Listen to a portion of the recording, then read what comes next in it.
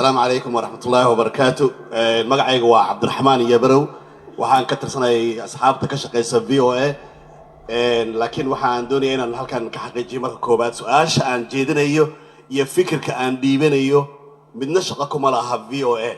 مركا as a one person أو ياليسو مرتقاضي مركا وحان جعلها إن أدو أوقاتان disclaimer كاس وحان شيء أنا شقكم رهين ومد midda kale waxaan doonayaa marka hore asxaabta aan isku wada naqaano madaxda meesha fadhida inaan u mahad celiyo heritage gaar ahaan fursadan weyn ay na siisay iyo qiimaha halkan ay leedahay.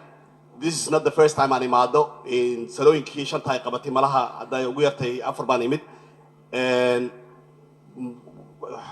way jirteen warar aan baran doonayna ka qayb galan laakiin marna panelna kama qayb galin discussion kama qayb galin xataa su'aalahan la qaybinayo laftooda ma istaagin. marka waxaad garan kartaan waxa aanu istaagay inay maanta ay muhiim tahay oo ay wax gooni ay soo jiiteen waxaan marka hore aan jeclahay inaan ugu horeyso aan faala ka dhigo kadibna aan su'aal mid ama laba aan tuurto soo gaabi Cabdiraxmaan adoo maanta warta haddii aad qof markano dhowr iyo 40 sano ka shaqaysanayay hadal aad u dhiibto mikrofoonka Cabdiraxmaan oday yaqaan saad uga qaadaysaa yaqaan waa isku dayaya حاجة هيك عمرك اللي جوجو اللي ده 2 minutes كده باش وحاول 5 minutes 6 10 minutes صلاة وبصلاة هورا السمارة ده مركا 2 minutes 5 minutes I will be too short لكن أنا سو جابيو and مدة وزير الجمال أو أنا ما لين يدك قارني يكون راعين هيد إن ما كانوا الصومالي ما تميل يقولون أكسنته مجرد تلليه هاي I honestly 100% respectfully disagree. And as a journalist or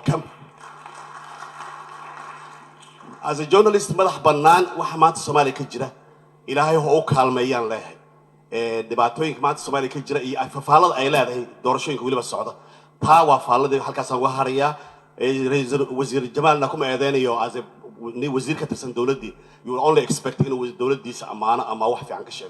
أنا كده دكتور هضم بالي عثمان أبغى مع سنتين.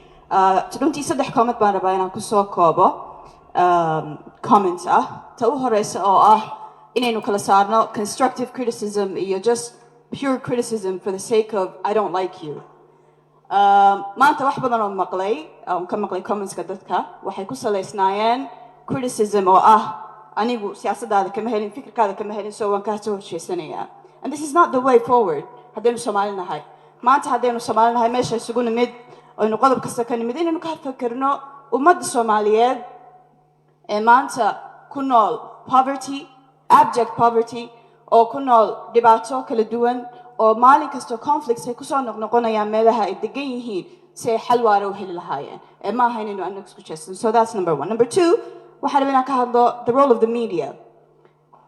My friend journalist from the VOA بهدر very good comment here. In his opinion, Somalia وحر مرة أو أي قاعدة متشبته. So I'm questioning him. واحد كشقيسة VOA. VOA in their reporting about Somalia had that analysis كسميسان. It's true. Majority of their reports were about negative aspects of what's happening in Somalia. Do they ever objectively report the facts? This is a question and we can debate it.